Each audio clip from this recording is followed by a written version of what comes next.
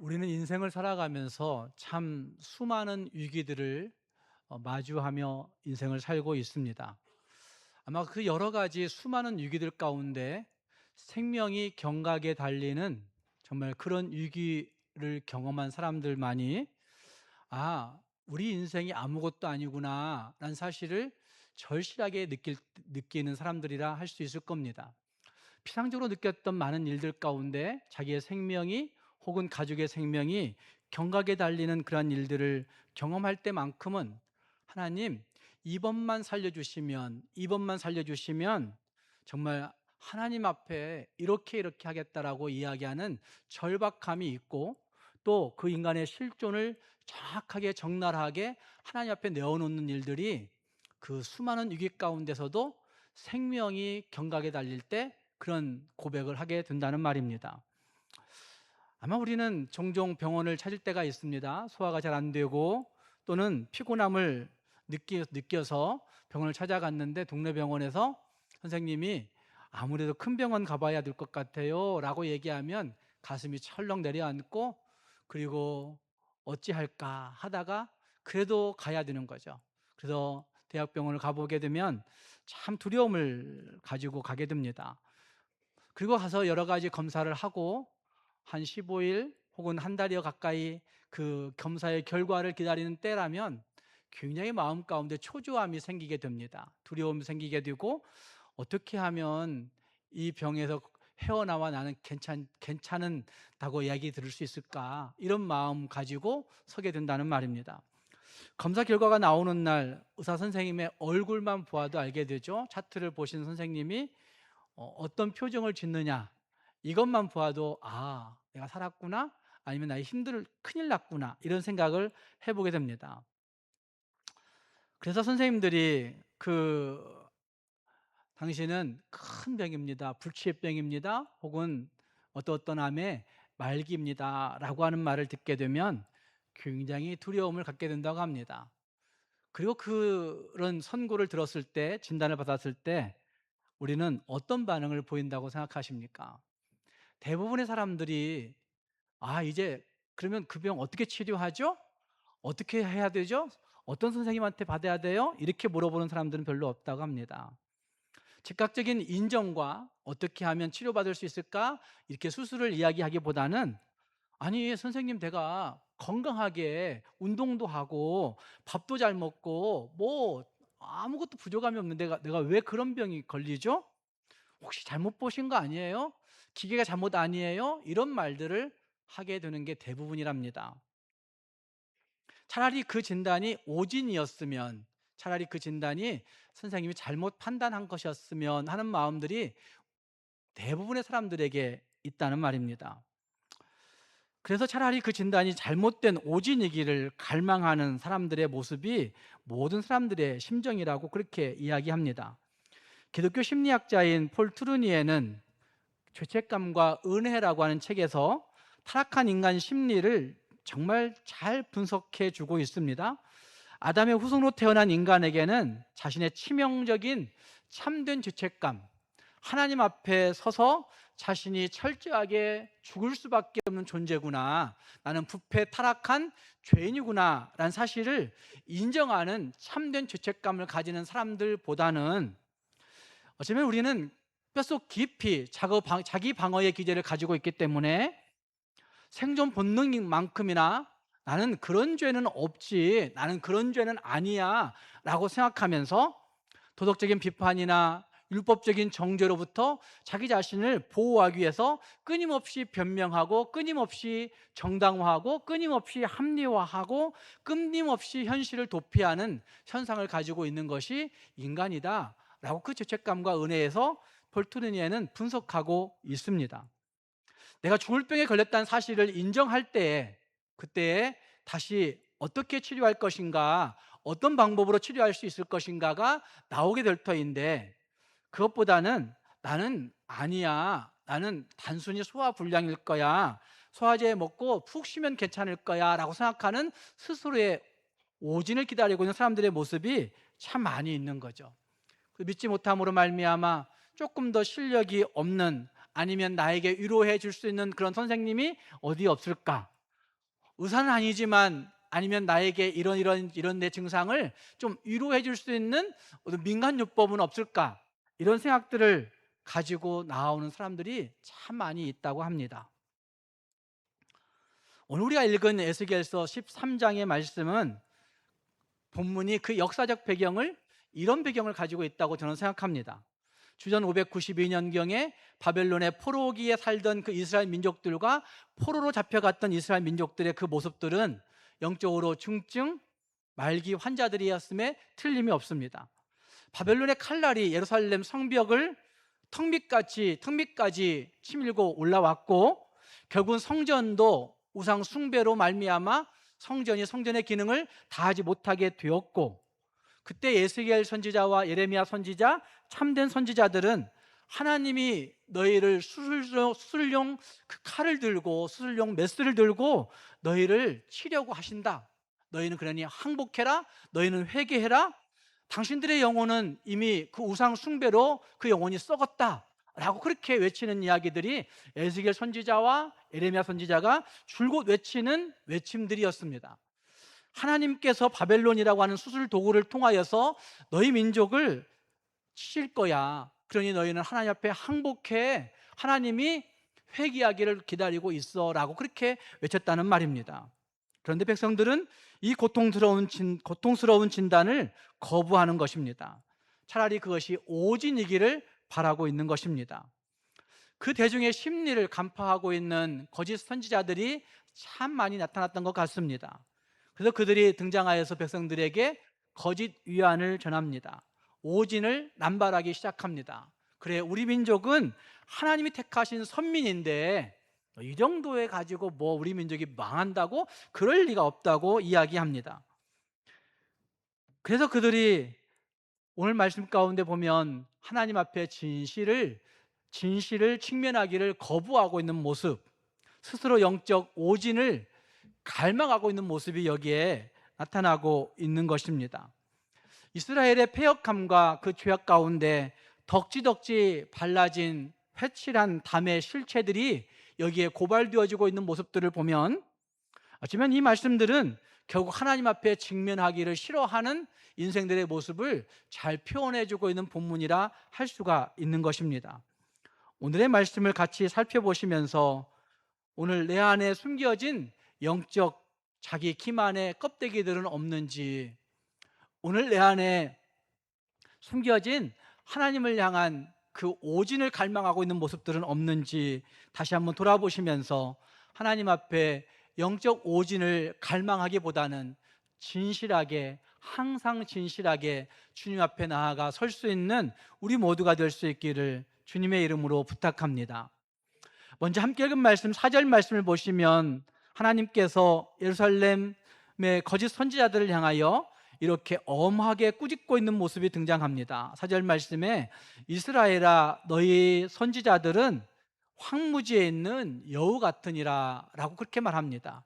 너희 안에 있는 그 선지자들은 무엇과 같다고 말씀하십니까? 황무지에 있는 여우 같더라 라고 말합니다. 황무지는 어디일까요?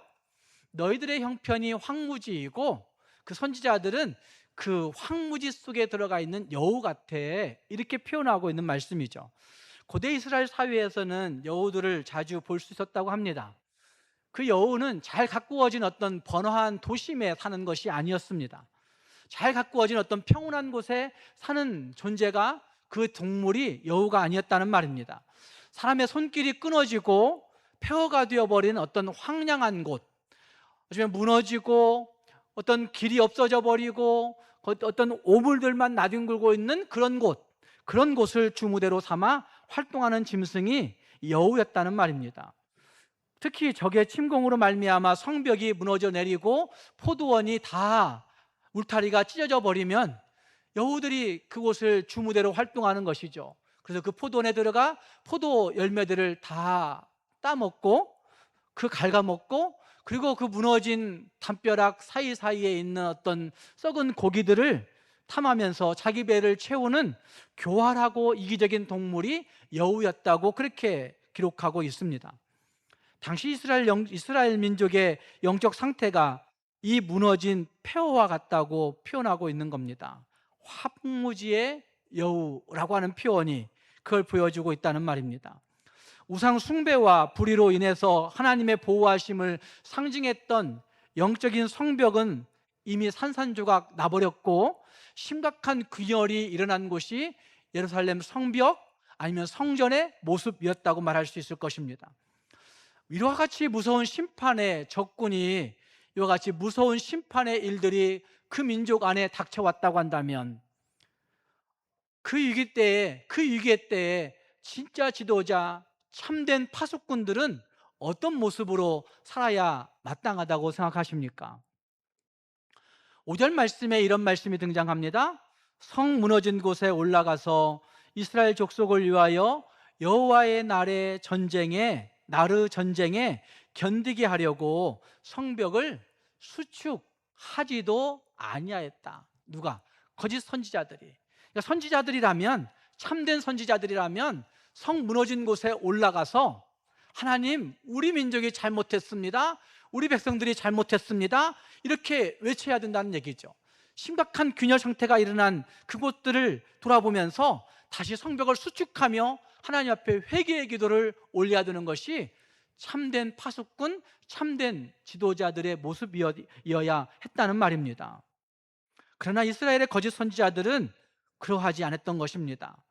그들은 이 무너진 틈에 올라가 회개를 촉구하며 십자가의 고통을 짊어지는 그런 기도도 올리지 않았습니다. 아니, 그것을 싫어했습니다. 그 고통을 싫어했다는 말입니다. 그들은 백성들에게 미움을 받고 인기가 사라지는 것들을 극도로 불안해했습니다. 그래서 그 거짓 선지자들은 하나님으로부터 오는 객관적이고 준엄한 진리의 말씀을 그들이 전하지 아니하고 그저 본 것이 없는 자기 심령을 따라 자기 생각대로 전하는 일들이 있었다고 13장 3절 말씀에서는 이렇게 말하고 있는 것이죠. 3절 말씀에 여호와의 말씀에 본 것이 없이 무엇을 따라? 자기 심령을 따라 예언하는 어리석은 지도자라고 그렇게 평하고 있는 것입니다. 자신들의 헛된 상상력과 백성들이 듣기 좋아하는 말들, 백성들이 듣기 원하는 그 오진의 이야기들을 하면서 그 백성들의 욕망에 편승하는 긍정주의적인 메시지, 평안의 메시지, 정말 괜찮다고 위로하는 메시지, 그런 메시지를 쏟아냈을 것입니다. 그들은 백성들이 두려워하는 그 심리적 불안감의 틈새에 여우처럼 기생하는 사람들이었다고 말할 수가 있을 것입니다. 하나님이 이 거룩한 예루살렘을 바벨론에 넘기실 리가 없을 거야, 하나님이 절대로 선민 이스라엘을 벌하시지 않을 거야 라고 말하면서 평강하다, 다 잘 될 거야, 다 잘 될 거야, 이렇게 외치면서 자신들의 종교적 기득권과 배를 채우고 있는 영적 사기꾼들에 불과하다 말할 수가 있을 것입니다.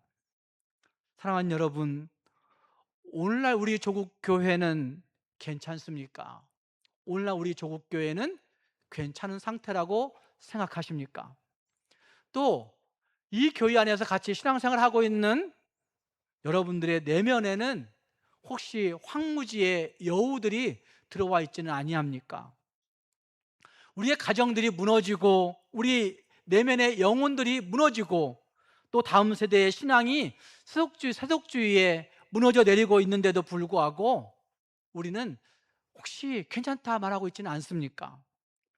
교회의 거룩함이라고 하는 성벽이 이미 무너져 버린 지 오래되었음에도 불구하고, 아니 금이 가고 있는데도 불구하고 그 틈새를 막아서서 하나님 앞에 울며 통회하는 그러한 성도, 그러한 하나님의 사람들이 얼마나 된다고 생각하십니까? 내 삶에 불어닥치고 있는 고난과 위기와 혼란과 시험과 시련들 앞에서 하나님 앞에서의 철저한 자기 부인과 어쩌면 십자가를 질 수 있는, 십자가를 지고자 하는 결단들을 가지고 회개라고 하는 쓰라린 처방을 정말 감내하기보다는 유튜브나 세상의 많은 매체들이 쏟아내놓고 있는 당신은 당신의 능력으로 충분해. 당신의 자질로 충분히 이길 수 있어 라고 얘기하고 있는, 당신은 괜찮은 사람이야? 당신은 잘못이 아니야? 라고 쏟아내놓고 있는 그런 유튜브의 이야기들을 좋아하고 있지는 않습니까? 하나님은 무조건 당신에게 축복과 평강을 주실 거라고 이야기하고 있는 그런 이야기들, 값싼 위로와 기복, 신앙에 편승하여 신앙생활하고 있는 그런 모습으로 말미암아 정말 내 영혼의 포도원을, 우리 가정의 포도원을, 오늘 조국 교회의 포도원을 그 황무지의 여우들에게 내어주고 있지는 아니한지 생각해 보아야 된다는 말입니다. 우리의 심장과 폐부를 정확히 알고 계신 하나님, 우리의 머리털조차도 몇 개나 되는지조차도 다 세고 계신 하나님, 아니 그보다 더 내가 오늘 지금도 딸깍딸깍 침을 삼키고 있는데 그 침 삼킬 동안도 놓지 아니하시고 우리를 살펴보시고 있는 그 하나님 앞에 내 거짓된 실상을, 내 오만한 자존심을, 내 능수능란한 자기 방어의 그 모습들을 적나라하게 내어놓고 하나님 앞에 정직하게 회개하기보다는 내가 꽤 괜찮은 신앙인이라고, 나는 꽤 괜찮은 기독교인이라고, 나는 꽤 괜찮은 교인이라고, 나는 꽤 괜찮은 직분자라고 오진을 내려주기를 원하고 있는 사람들은 아닌지 생각해 보아야 된다는 말입니다. 사랑하는 성도 여러분, 영적 오진을 갈망하는 사람들 되지 마시고 주님 앞에 내 자신의 모습을 적나라하게 내어놓을 수 있는, 그리고 주님 앞에 꿇어 엎드려 내 영혼의 담벼락에 어떤 모습인지, 내 가정의 그 영혼의 담벼락들이 어떤 모습인지 다시 절실하게 바라보면서 하나님 앞에 엎드려 구할 수 있는, 하나님 앞에 엎드려 축복할 수 있는 우리 모두가 될 수 있기를 주님의 이름으로 부탁합니다. 함께 읽은 말씀 10절 말씀에 두 번째 이야기가 등장합니다. 이들의 영적 오진을 더욱 극명한 모습으로, 시각적 비유로 고발하고 있는 모습이 거기 등장하고 있는데 10절 말씀에 이렇게 말합니다. 그들이 내 백성을 유혹하여 평강이 없으나 평강이 있다 함이라. 어떤 사람이 담을 쌓을 때에 그들이 뭘 하는도다? 회치를 하는도다. 그들은 누굴까요? 거짓 선지자들이에요. 거짓 선지자들. 거짓 선지자들이 내 백성을 유혹하여 평강 없는데도 불구하고 평강이 있다 말하고, 어떤 사람들이 담을 쌓고 있는데 그 담에 형편을 보지 아니하고 담에 그냥 회칠만 해주면 괜찮다, 괜찮다 이렇게 말하는 회칠한 담의 이야기가 등장합니다. 고대 중동에서는 건축할 때에 질이 떨어지는 흙벽돌을, 또 거친 돌들을 사용했다고 합니다. 그게 정석은 아닌 거죠. 정말 질이 좋은 흙벽돌을 잘 이겨서 그 벽돌을 견고하게 만들어 벽돌을 하나하나 차곡차곡 쌓아가야 되죠. 그 흙벽돌과 함께 또 돌들도 잘 가지런히 맞춰가지고 쌓아야만이 그 담벼락들이 견고하게 세워져 있을 수 있는 것이고, 그렇게 세운 집들이 튼튼할 수가 있는 것입니다. 그런데 그런 재료들이 충분하지 않기 때문에 그들은 괜찮을 것 같은 그런 웬만한 흙벽돌을 그냥 만들어서 담을 쌓기 시작하는 것이죠. 거친 돌들도 그냥 쌓아가는 것입니다. 그래서 그들이 쌓아놓은 담장에 균열이 가기 시작하고, 그 담장이 물이 침투함으로 말미암아 그 금이 가고 새기도 하고 이러면서 금방이라도 붕괴할 위험에 처하는 일들이 벌어지곤 하는 일들이 있었다고 합니다. 건물을 살리려면, 그 담을 살리려면 어떻게 해야 되는 것일까요? 대충 때우면서 살아갈 수 있을까요? 그러지 못합니다. 금이 간 담을 다 헐어내버리고 썩은 기초를 모조리 다 파헤쳐 버려서 다시 반석 위에 벽돌을 쌓지 아니하면, 다시 반석 위에 흙벽돌을 잘 구워서 쌓지 아니하면 안 된다는 말입니다. 그런데 백성들은 그 부수고 새로 짓는 뼈아픈 과정을 싫어했습니다. 그냥 대충 흙벽돌을 뀌어서 부실한 담을 그냥 담인 것처럼 만들어 놓기만 하면 괜찮다 생각합니다. 그래서 그렇게 만들어 놓은 담들 위에 담벼락들이 있으면 이 거짓 선지자들이 와가지고 거기에 회칠을 해주는 겁니다. 회칠은 그 지역에 많이 나왔던 그 분필가루와 같은 석회석들을 잘 이겨서 얇은 하얀 회 반죽을 만들고, 그 회 반죽을 그 부실하고 썩어가는 흙벽돌 사이사이에 쳐 바르는 것입니다. 보기 좋게 덧발라 주는 것입니다. 그래서 그 회칠은 거친 돌의 결함을 매끄럽게 보완해 주는 것이 아니라 겉보기에만 튼튼하게 보이게 만들고, 겉보이기에만 아름답게 보이게 만들고, 겉보이기에만 하얘서 사람들이 볼 때 괜찮다, 참 아름답다, 참 좋다, 이렇게 만들어 놓는 완벽한 위장술을 이야기하고 있는 것입니다. 백성들의 내면은 우상 숭배와 강포와 음란함으로 그 기초부터 썩어 문드러졌는데도 불구하고, 거짓 선지자들은 죄를 지적하는 대신에 평강하다, 너희가 괜찮을 거야, 이 정도 섬기면 괜찮지, 이 정도 헌금하면 괜찮지, 이 정도 하나님 앞에 예배하면 괜찮지, 이렇게 얘기하며 하나님은 여러분을 축복하실 거라고 외쳤던 일들이 이 시대의 선지자들이 행했다는 말입니다. 종교적인 하얀 페인트를 덕지덕지 많이 발라 주었던 것입니다.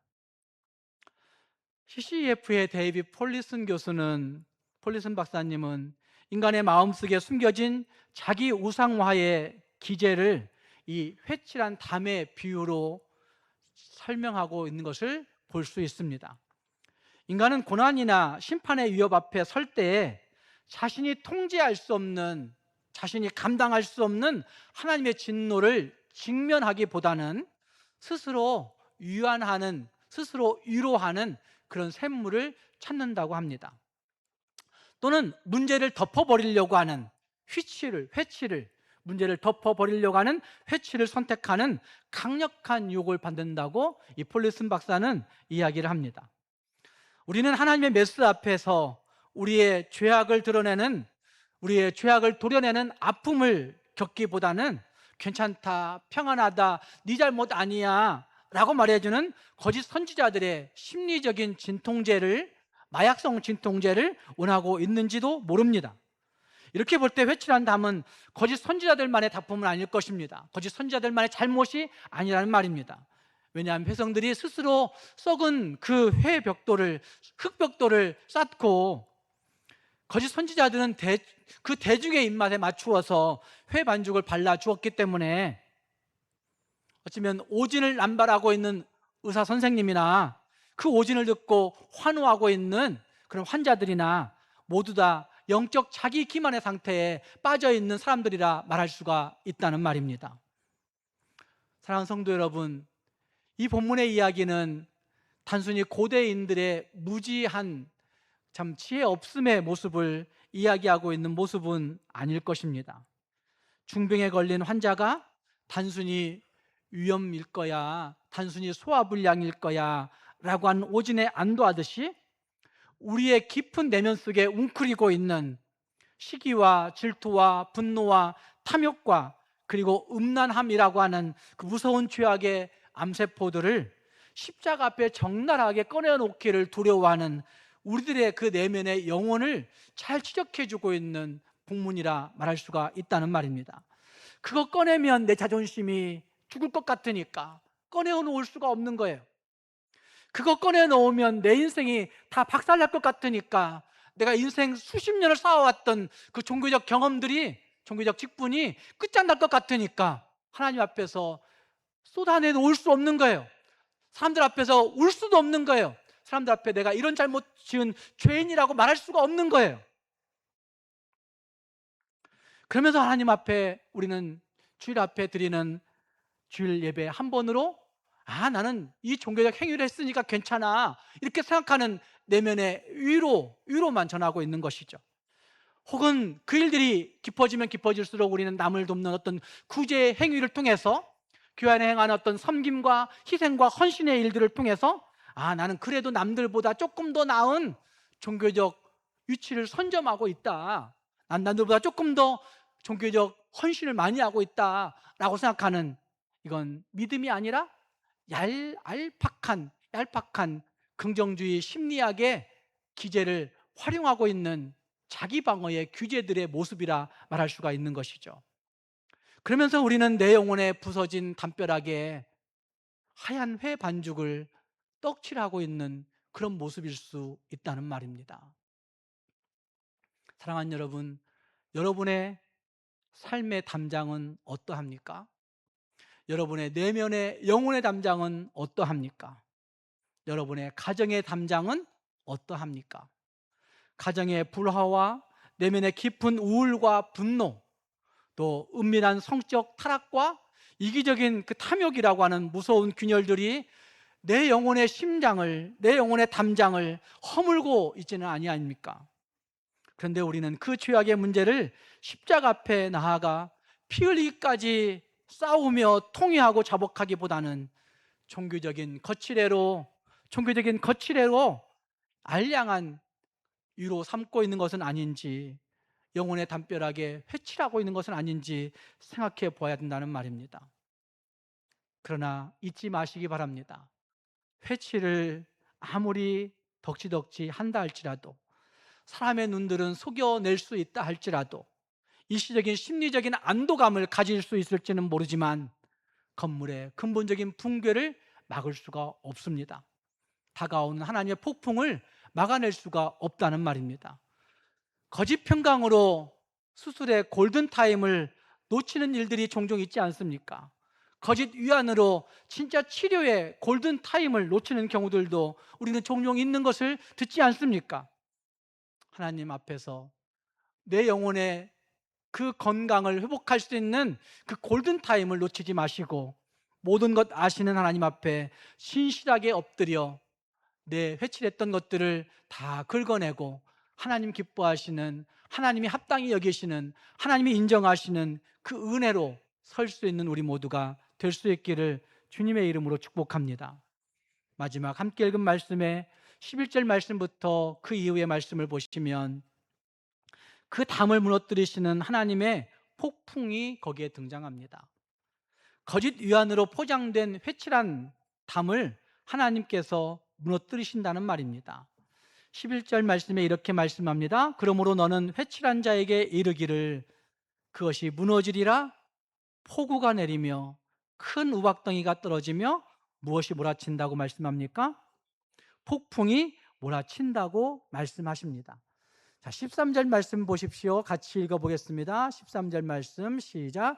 그러므로 나 주 여호와가 말하노라. 내가 분노하여 폭풍을 퍼붓고 내가 진노하여 폭우를 내리고 분노하여 큰 우박덩이로 무너뜨리라 라고 말씀하십니다. 누가 분노하신 거예요?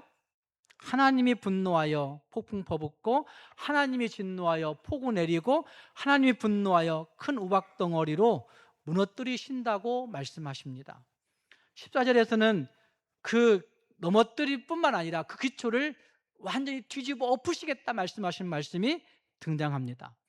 하나님은 적당히 경고하고 넘어가시지 않습니다. 무서운 공의로우심의 폭풍과 그 쏟아지는 폭우와 거대한 우박 덩어리들을 동원하여서 그 회칠한 담을 산산조각 내시겠다고 말씀하십니다. 14절의 말씀처럼 포장된 하얀 회 반죽이 씻겨 내려가는 것은 물론이거니와 그 담이 의지하고 있었던 썩어빠진 그 근본, 그 기초까지 완전히 적나라하게 벌거벗기시겠다, 다 드러나게 하시겠다 선언하시고 있는 말씀이 거기에 나타나고 있는 것입니다.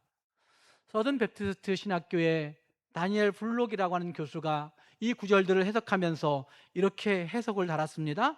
하나님은 자신의 절대적인 진리가 결코 도전받지 않도록 하기 위해 인간이 세운 모든 거짓된 것들을 철저히 허물어뜨리는 작업을 하신다라고 그렇게 해석했습니다.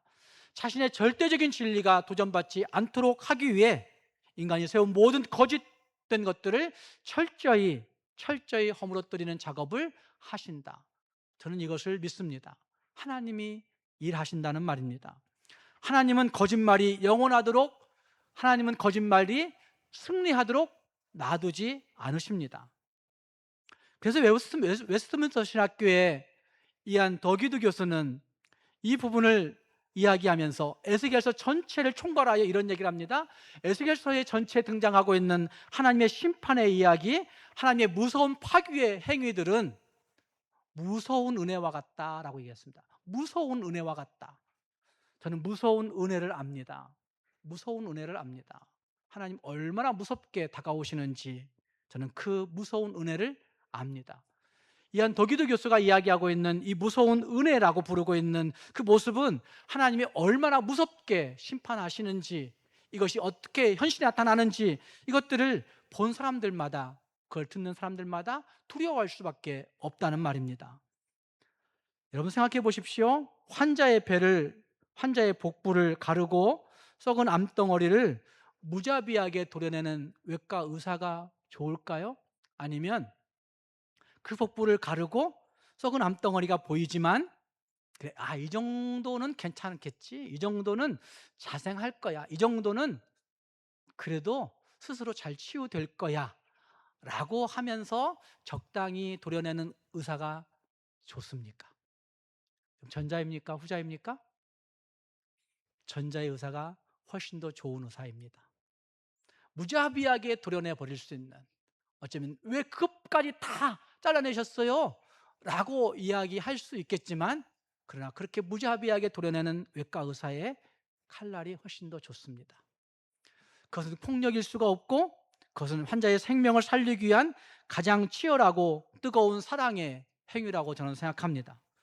하나님께서 우리의 거짓된 긍정과 자기 합리화라고 하는 회칠한 담을 무너뜨리시는 이유는, 우리가 그것을 끌어안고 그것을 간직한 채 영원한 지옥의 불못에 빠뜨리는 것을 하나님이 싫어하시기 때문에, 진짜 하나님이 사랑하시는 하나님의 백성들이라고 한다면 하나님께서 우리의 거짓된 긍정, 자기 합리화, 자기 정당화라고 하는 자기 방어의 기제들을, 그 회칠한 담들을 하나님이 무너뜨리신다는 말입니다. 모래 위에 세워진 헛된 신앙의 집들, 우상 숭배로 얼룩져 버린 거짓 자아의 성벽들, 어쩌면 사람들에게 숨기고 살았던 내 영혼의 부끄러운 실체들 있을 수 있지만, 이것이 적나라하게 드러나게 될 때 하나님 앞에 비로소 우리는 십자가의 은혜를 경험하며, 십자가 앞에 하나님을 온전히 찬송하며, 십자가의 그 놀라우신 치유와 그 생명의 은혜를 풍성히 경험할 수 있는 성도가 되어지는 것입니다.